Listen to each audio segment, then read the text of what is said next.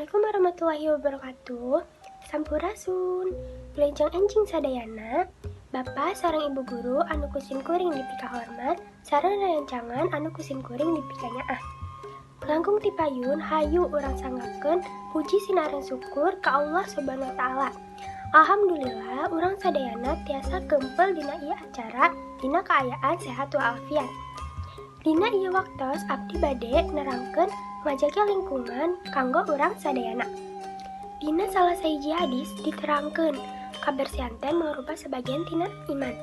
Nah, upami urang sadayana iman ka Allah Subhanahu wa taala berarti urang kedah bersih atanapi suci tina sagala kokotoran.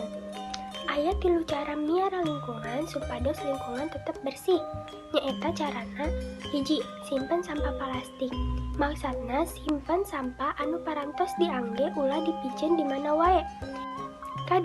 Gunakeun deui eta sampah plastik. Saparantos disimpen, teras dibersihkeun. Upami geus bersih mah tiasa dikanggo deui eta sampah plastik teh. Anu katilu daur ulang eta sampah. Dina penelitian, sampah plastik teh tiasa hancur ku jarak 24 tahun. Pasilami ari kitu mah. Tah, ku kituna tiasa eta sampah plastik teh didaur ulang, janten parabot rumah tangga anu sanes. Cekap sakitu wae abdi nyanggakeun biantara ieu, mugia janten manfaat kanggo urang sadayana. Hapunten bila aya kecap anu kirang merenah. Wassalamualaikum warahmatullahi wabarakatuh.